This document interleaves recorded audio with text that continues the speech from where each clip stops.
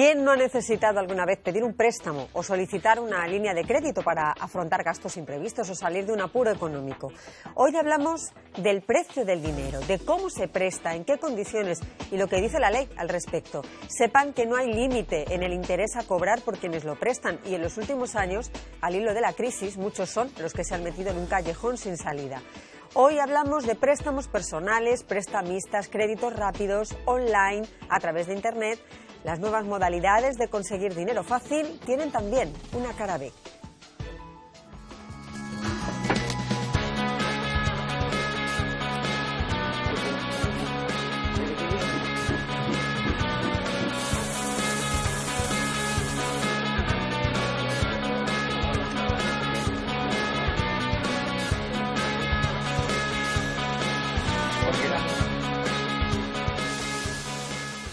Es muy importante conocer la letra pequeña de aquello que firmamos o de cualquier compromiso que adquirimos también cuando lo que nos dejan es dinero.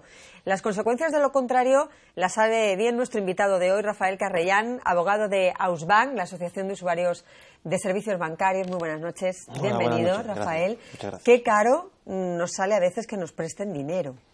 Y tan caro como que a veces la persona puede perder su vivienda porque se ha metido en un problema que no conocía. De ello vamos a hablar. Estamos también con Sandra Pérez Castañeda, compañera periodista de esta casa, de la sección de Economía. Demasiadas veces, Sandra, haciendo reportajes de personas que se han metido en un auténtico laberinto a causa de los préstamos. Sí, de hecho las escrituras están siendo el aval que piden los prestamistas a día de hoy. Parece que hay un fin último de adquirir. O sea, de quedarse con las viviendas. Los préstamos entre particulares que han crecido en España, fíjense, más de 60 millones de euros en menos de un año. Esa figura del prestamista que nos recuerda a épocas pasadas vuelve a estar de actualidad y lo que nosotros hoy nos preguntamos es si esta figura también está regulada por ley. Rafael. Bueno, desgraciadamente tenemos una legislación bastante escasa en esta materia. De hecho, es una legislación que se aplica solamente a préstamos hipotecarios. Luego, si estamos hablando ya de préstamos personales, esta legislación, que es la Ley 2 del 2009 en concreto, no se aplica a los préstamos personales. O sea, de préstamo entre dos individuos. Esta ley tiene un ámbito de aplicación muy concreto, que es cuando personas contratan préstamos con empresas o particulares que se dedican profesionalmente a esa labor. Pero en préstamos entre particulares esta ley no tiene aplicación. Y cuando una empresa quiere un préstamo de un particular tampoco se aplica esta ley. Luego ya de entrada tenemos limitaciones subjetivas en cuanto a quién va dirigida esta ley, como digo, solamente para defender a los consumidores que contratan con empresas o profesionales particulares que se dedican a la concesión de créditos o son consumidores. Fuera de esos casos, como digo, y son préstamos hipotecarios. Préstamos personales no. ¿Y qué debemos tener en cuenta para personas que piden un préstamo personal y que hay alguien que les dice, yo te voy a dejar el dinero a cambio de tanto? ¿Estamos hablando de un acuerdo? ¿Es como una especie de contrato? ¿O es un acuerdo simplemente entre dos personas que no tiene mayor garantía, quiero decir, por parte de la persona que recibe el dinero? Bueno, el préstamo personal, a diferencia del hipotecario, no tiene una garantía hipotecaria, una carga hipotecaria en un inmueble que garantice que en caso de impago del préstamo el acreedor pueda tirar de esa vivienda. Pero que no tenga una carga hipotecaria no significa que un préstamo personal impagado el acreedor no pueda dirigirse contra su vivienda. En principio, el deudor responde con todos sus bienes presentes y futuros de sus deudas. Y evidentemente en un préstamo personal, si hay un impago, si ese deudor tiene un inmueble, ese inmueble se puede embargar y ese inmueble puede acudir a una subasta pública y ser adjudicado por alguien. ¿Dónde está la trampa de estos préstamos personales que se conceden con mucha rapidez en muchas ocasiones? Pues que el acreedor exige la propiedad de un inmueble. Incluso verifica si este inmueble tiene cargas hipotecarias o no. Si tiene una carga hipotecaria, pero es una carga hipotecaria pequeña, en el sentido de que respecto al valor del inmueble está ahí esa hipoteca, pero no tiene mucha trascendencia, podría embargar el prestamista del préstamo personal, me refiero, ese inmueble, y puede ser incluso interesante sacarlo a subasta pública. Pero es mucho mejor si esa persona que ha pedido el préstamo ni siquiera tiene una hipoteca en su vivienda. Entonces nos hemos encontrado en ocasiones con préstamos personales, insisto, sin garantía hipotecaria, donde se establece, por ejemplo, un plazo de devolución del dinero muy corto y donde se ve claramente que la intención del acreedor no es prestar dinero para recibirlo a cambio con un interés, más bien, ¿no? sino provocar a corto plazo un impago para ejecutar el préstamo. Sí, por vía personal, no hipotecaria, pero con una intención clara de dirigirse contra ¿Y la eso sí vivienda. lo recoge la ley? ¿Ante ese tipo de actuaciones sí tiene el usuario No, en principio... alguna manera de defenderse? En principio el préstamo personal, si se pactan unas condiciones adaptadas a la ley, es un contrato perfectamente válido. Lo que ocurre es que aquí la ilegalidad, el matiz de la ilegalidad es muy sutil, porque se trata de préstamos donde, insisto, el prestamista no quiere realmente beneficiarse con el préstamo a recibir los intereses, sino busca algo más, busca la ejecución de una vivienda. Claro. Sandra tiene un ejemplo, porque hace muy poquito tú has estado con una persona que ha vivido una situación personal tremenda. Exactamente, como lo explica él. En Murcia, bueno, la semana pasada, se consiguió paralizar el 6º intento de desahucio a un padre y a una hija, o sea, 2 casas, por un préstamo que había pedido el padre unos años después, que era irrisorio, 15.000 euros, además con el objetivo de comprarse un audífono, que luego hinchó el hombre para quitarse deudas, porque muchas veces, tú lo sabrás mejor, pero me han comentado que muchas veces se utiliza al prestamista como un puente para volver a un préstamo hipotecario. Hay un factor que comentas tú, que luego si no incidimos en él, que es el tiempo en este tipo de casos, ¿no? Entonces, bueno, pues el señor pidió 15.000 euros que tenía que devolver en un corto periodo de tiempo, puso de aval su vivienda y la de su hija. Fue en un momento del proceso, intentó pagar esos 15.000 euros, no le aceptaron el dinero, los intereses empezaron a dispararse y ahora mismo están a riesgo de perder su casa por 15.000 euros para pagar un audífono. Rafael, imagino que os habrán llegado casos en estos años similares y algunos con tintes verdaderamente dramáticos, por muy pocas cantidades de dinero a veces. Efectivamente, ¿verdad? Son operaciones aparentemente legales, pero como insisto, hay una mala intención detrás. Claro. Y rozan o llegan al delito de estafa.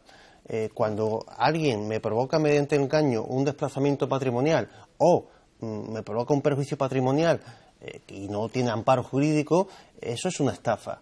Entonces, insisto, es fundamental de que en estos tipos de casos el prestamista no busca un rendimiento económico con el interés que está dando, o mejor dicho, que va a recibir por ese préstamo. No, está buscando claramente un impago para quedarse con la vivienda de este Y ante eso debemos estar alertas, es leer las condiciones de lo que uno está firmando, tener muy claro qué es lo que está haciendo.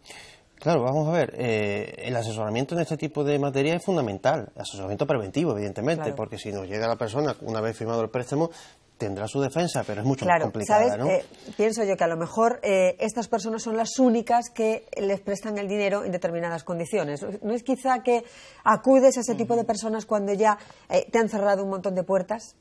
Desde luego, vamos a ver, estamos hablando de la financiación extrabancaria, la financiación en el sistema financiero parabancario, no bancario, en definitiva. Se supone que las personas que acuden a esta vía de financiación, que es perfectamente legal y legítima, es porque no ha tenido opción de financiarse a través de un banco. Y claro, de esto se aprovechan estas entidades financieras, no financieras, mejor dicho, a la hora de prestar y hacer negocios. Se aprovechan de que la persona que acude a ellos acuden porque no tienen alternativa tradicional y lógicamente con mucha más garantía y más legal, aunque no todos los casos también, del crédito bancario, ¿no?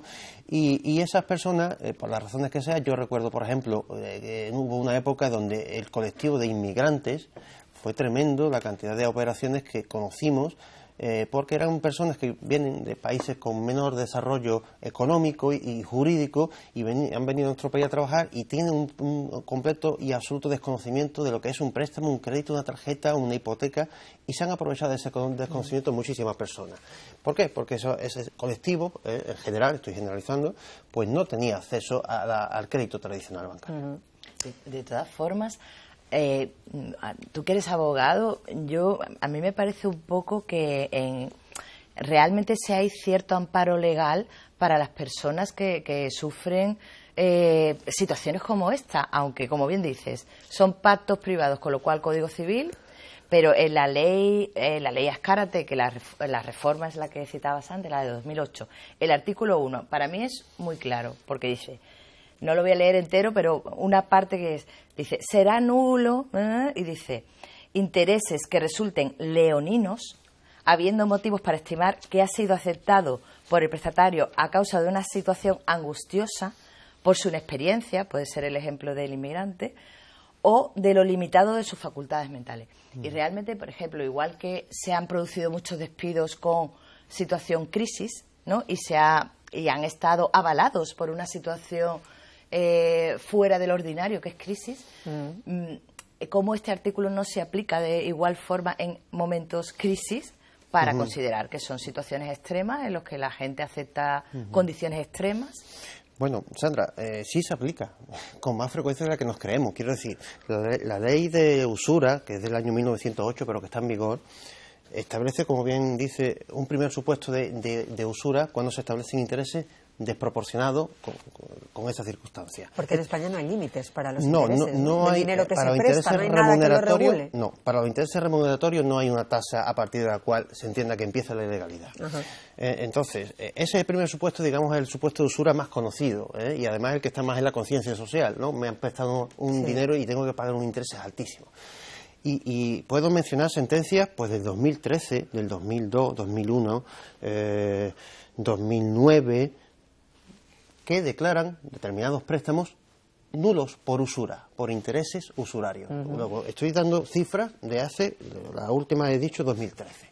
O sea, la usura sigue existiendo en nuestro país. Evidentemente no a los niveles históricamente se ha podido llegar, pero la usura, en cuanto a la remuneración de intereses desproporcionada, existe. Pero después me gustaría manifestar que hay un tipo de usura más sutil que también se da y que está recogido también en el artículo 1 de la ley de Azcárate de 1908, que es cuando nos prestan un dinero y recibimos un dinero inferior al que aparece consignado en el contrato. Es decir, en el contrato aparece un capital concreto, vamos a suponer 100.000 euros, pero no nos dan 100.000 euros, nos dan 60.000 euros. ¿Eso es un tipo de usura? Pues sí, porque uno va a pagar intereses sobre los 100.000 que dice la Escritura, no sobre los 60.000 que ha recibido. Luego el interés se ha manipulado, el coste financiero es ficticio, está pagando unos intereses por un capital que no ha prestado.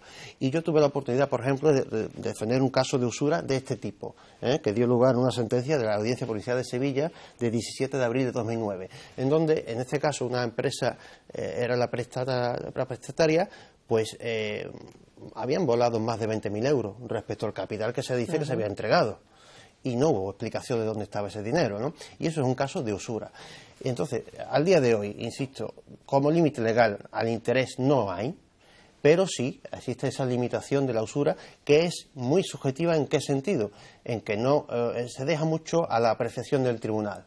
La actual ley de enjuiciamiento civil establece que los jueces tienen una amplia discrecionalidad a la hora de apreciar los intereses usurarios, en el sentido de que no se tienen que dejar vincular por lo que aparezca en una escritura, sino que tienen que valorar muchas circunstancias y pueden valorar, y he dado cifras de años concretos de sentencias donde se ha apreciado, pues por ejemplo, un interés remuneratorio del 10% semestral. Esto es un 20% anual. Hay otro que es alarmante, 5% mensual. Esto es un 60% anual. El mensaje importante para los consumidores, en este caso, para los usuarios, es que se pueden defender ante esas determinadas prácticas que ellos consideran que es algo ya tremendamente abusivo. Porque prácticas están saliendo muchas en los últimos años. Me llama mucho la atención, por ejemplo, una última modalidad que hay, aparte de los créditos rápidos en Internet, que hablaremos también, prácticamente sin ninguna garantía y sin que des absolutamente nada, ninguna justificación de nada, casi ni tu DNI, ya te están anunciando que te van a dar el dinero en menos de 24 horas. Que eso seguro que lleva alguna trampa por algún sitio, porque tú no le vas a prestar dinero a una persona que no conoces, ni grandes cantidades de dinero. Aparte de eso, está surgiendo, por ejemplo, yo le taso el coche y le doy todo ese dinero ya, en menos de 24 horas, para su disposición. ¿Se han llegado casos Sí. Bueno. ¿Relativos a esto que te estoy contando? ¿Y esas prácticas son legales? No, vamos a ver. En la medida que hay una desproporción en los intereses que se cobran o se demuestra que la operación se ha hecho, como se suele decir, en fraude de ley, es decir, el prestamista no quería prestar, quería otra cosa distinta y esa otra cosa que quería no está amparada por la ley, en la medida que no ha habido una información previa, si estamos hablando de préstamos concedidos por empresas que se dedican profesionalmente a esto, aquí hay bastante margen de defensa y ese margen de defensa puede llegar incluso a la declaración de nulidad del préstamo, lo que significa que la persona que ha recibido el préstamo nada más que tiene que devolver el capital que ha recibido, pero no tiene que pagar los intereses y las comisiones que ha pagado. ¿Conoce, Rafael, este sistema de que está ahora mismo? Entras en Internet y es uno de los que ahora mismo están más de moda, que te tasen el coche y te dan el dinero Me imagino por el que te andas al coche. Hay gente que se ha encontrado que es que ha vendido su coche sin saberlo.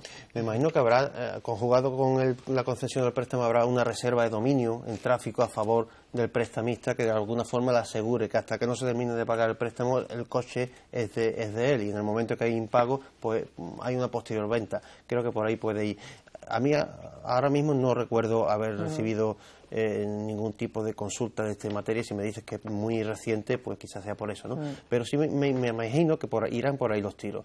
De alguna forma el prestamista, el que ha prestado dinero, ya sea por lo que le cobra el prestatario, ya sea pues porque tiene de alguna forma cogido el coche y tiene la posibilidad de revenderlo o venderlo a un tercero ante el impago del prestatario, porque tiene, por ejemplo, una reserva de dominio, de alguna forma haciendo números y haciendo cálculo económico le sale rentable, gana dinero, porque evidentemente, como usted bien dice, nadie da duro por peseta y estamos hablando, se supone, de empresas profesionales o simplemente de particulares que buscan una rentabilidad económica. Y de situaciones, por parte de quien lo busca, de situaciones casi extremas ya, ¿no? Que dices que necesito el dinero, pues a lo mejor de hoy para mañana o en 48 horas y aquí me lo van a dar y en un banco pues no me lo van a dar porque a lo mejor allí también tengo otro préstamo y ya es impensable.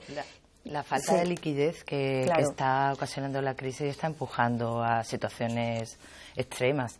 El tiempo. También hay un factor que muy subjetivo a la hora de acceder, o sea, de prestarte a un contrato de este tipo, que es el optimismo de la persona que pide dinero y que piensa que en los plazos ridículos que dan, a partir de los cuales hay interés de demora y eso se dispara, lo va a poder devolver. Entonces aceptan algo pensando que en 3 meses su situación va a cambiar, cuando no suele ser el caso. Sí, también, yo soy de la opinión de que la cultura financiera en España en general es bastante baja. Sinceramente, pienso que... Se debería dar en los colegios. Yo es una cuña que siempre que tengo ocasión introduzco, porque me parece que es muy útil después para el resto de tu vida. Creo que es necesario, porque vivimos en una sociedad bancarizada o donde el crédito forma parte de nuestra vida para comprar una vivienda, para comprar un coche, para las vacaciones, para muchísimas cosas, atención de necesidades de primera necesidad, en fin. Decía, la cultura financiera es baja y eso ayuda también a las personas que actúan en este sector a obtener beneficios. Y es muy frecuente también casos que nos encontramos en donde se presta dinero a interés variable, pero la persona que recibe el dinero no sabe que es interés variable, simplemente quiere saber que el primer año va a pagar una cuota de 200 euros y esa cuota de 200 euros, como es asumible para su economía, pues firma la operación. Pero la sorpresa viene cuando llega el año siguiente de la operación y ese interés y esa cuota, mejor dicho, de 200 euros se colocan en 800 euros. ¿Esto cómo es? Pues resulta que usted tiene un préstamo de interés variable y al entrar la variabilidad usted tiene unas condiciones muy caras de interés y lo que usted estaba pagando al 1,5 ahora lo está pagando a 7. Claro, esto, como el que da el dinero no le interesa informar de ello porque es que no se hace la operación y como la persona no tiene conocimiento propio y tampoco se asesora, yo soy desde luego un abogado que defiende nuestro trabajo como asesoramiento preventivo, cosa que en España no se estila, pero creo que es necesario fomentar nuestro trabajo como abogado en el asesoramiento preventivo, pues entonces en esa conjunción de hechos, pues al final ¿qué ocurre? Pues la persona tiene un verdadero problema. Al año de tener un préstamo, pues resulta que tiene un préstamo que no puede pagar. Y ahí vienen después los impagos, y vienen las ejecuciones, y viene todo esto. Los créditos rápidos siempre tienen una cara B.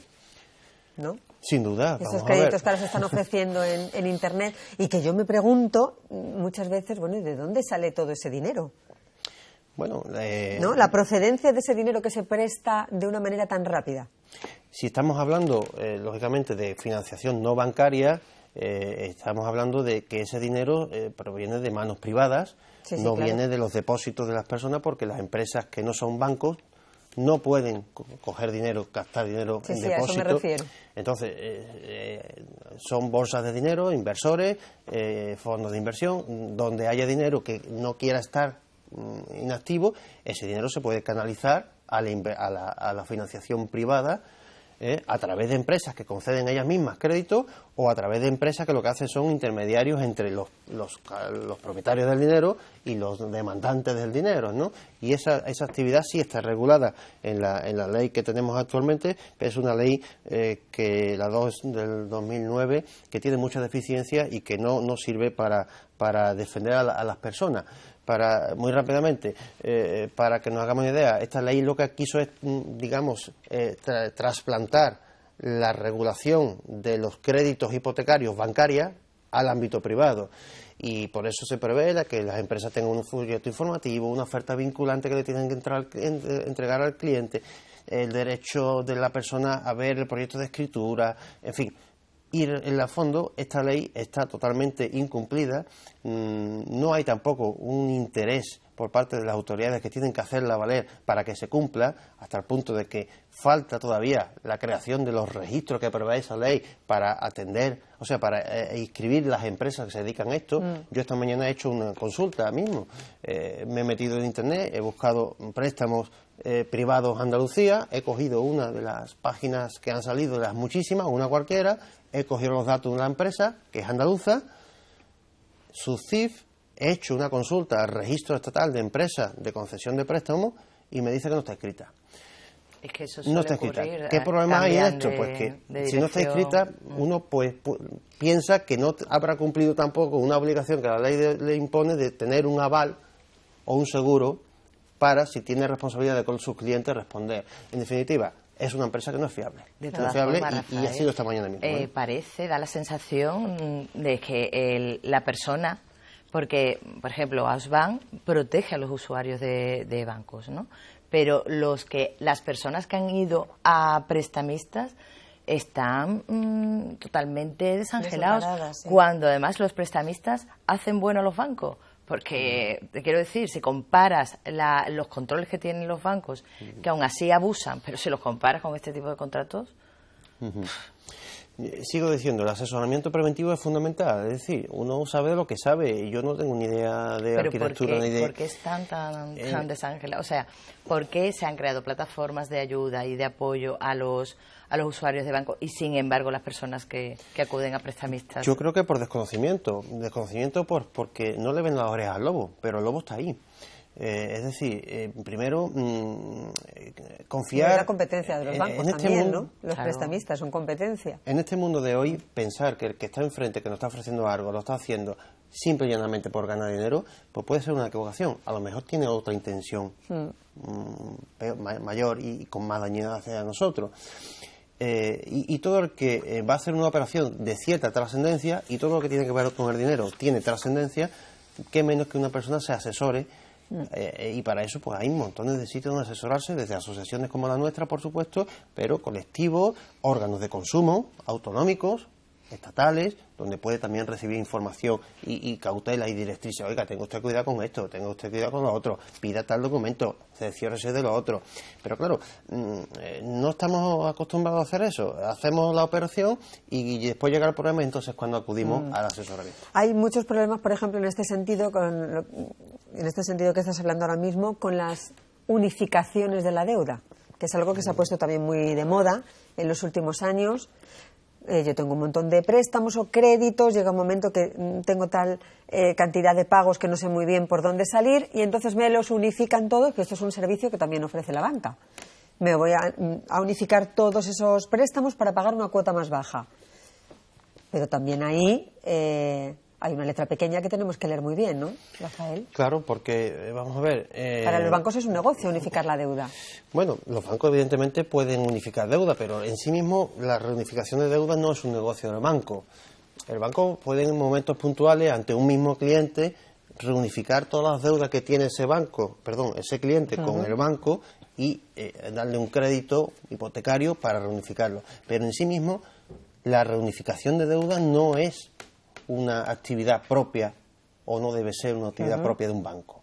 La reunificación de deuda sí es un servicio más propio del ámbito privado, es decir, del capital privado. Y ahí sí es donde desde hace tiempo pues se detectó un problema. Y es que todo parecía bonito. Yo pago 1.100 al mes de hipoteca, 200 del coche y no sé cuánto de tarjeta, y ahora voy a pagar 300. Magia no puede ser. Algo tiene que haber. ¿Qué es lo que había detrás de estos ofrecimientos? Pues necesariamente un alargamiento del plazo de devolución de la deuda. Uno de los efectos de devolver la deuda, no en 2 ni 5 años, sino en 20, es que lógicamente la cuota a pagar va a bajar. Claro, pero tú vas a pagar mucho más, ¿no? Los intereses van a subir. Vas a devolver mucho más dinero. El coste financiero de pagar una deuda en 15 años no puede ser el mismo de pagar una deuda en 5. Y otra cosa más, esta reunificación tiene gastos añadidos. Hay que pagar posiblemente a un tasador, o al notario, comisiones a la empresa de intermediación, que no se decían cuánto era, y después ha llegado desagradables sorpresas de varios miles de euros.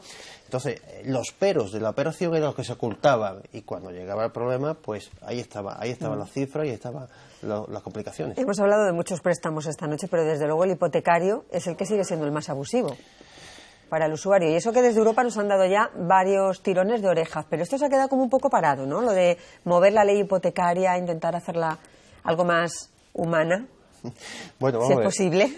Evidentemente, uno de los efectos de esta crisis ha sido que desgraciadamente se han disparado las ejecuciones hipotecarias y con ellas los desahucios, ¿no?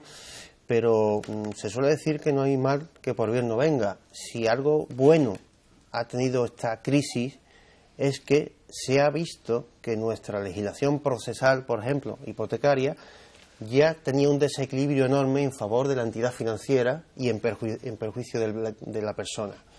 ¿Desequilibrio en qué sentido? Pues no tenía la misma oportunidad de recursos, o si una persona recibía una demanda de ejecución hipotecaria y en su contrato de préstamo había una cláusula abusiva, no lo podía decir en el procedimiento, no se podía oponer y decirle, señoría, es que aquí hay una cláusula abusiva, ¿no? Porque la ley hipotecaria establecía una serie de causas tasadas de oposición. Usted, si se quiere oponer, tiene que decir esto o esto.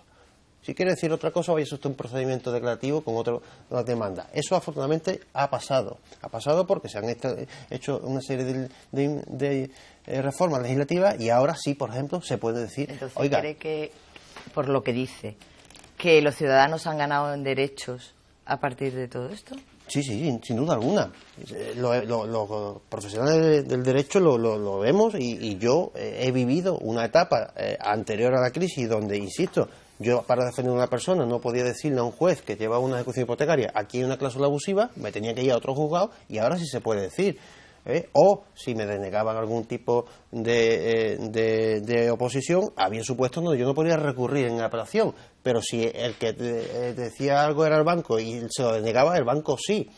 Entonces eso se ha eliminado también y se ha creado un equilibrio en los recursos. ¿Qué otra cosa se ha ganado gracias a esta crisis? Pues por ejemplo ya se han limitado los intereses de demora de los préstamos hipotecarios. Ya no pueden superar una tasa que supere 3 veces el interés legal del dinero. Es decir, yo he visto intereses de demora del 30%. Eso es una auténtica barbaridad. Pues ahora, afortunadamente, el artículo 114.3 de la ley hipotecaria dice que el interés de demora no puede superar una tasa superior a 3 veces el interés legal del dinero. Es decir, cuando ha estado en el 4, el 12%. Eso es un avance, evidentemente, ¿no? ¿Que todo esto es suficiente? No, no es suficiente. Pero esos avances están ahí y se han conseguido. De todas formas, el procedimiento de ejecución hipotecaria es un procedimiento pensado para defender al acreedor. y el acreedor de ejecución hipotecaria mayoritario es un banco, ¿no? Está claro. Pues vamos a tener que invitarte otro día, Rafael, Cuando porque queráis. nos hemos quedado ya sin tiempo, que se nos ha pasado volando, y además se nos han quedado muchas cosas, las cláusulas suelo también, que vosotros habéis sido muy luchadores en ese sentido, y más detalles de la ley hipotecaria. Tendremos ocasión, porque ahora parece que se está reactivando un poquito el mercado inmobiliario, hay mucha gente que está pensando otra vez en comprar casa, en pedir crédito, y hay que informar muy bien de todo esto. A vuestra Ha sido un disposición, placer, Manuel. Rafael, Mío, hasta mío. otro día. A ustedes, gracias. Sandra, muchísimas gracias.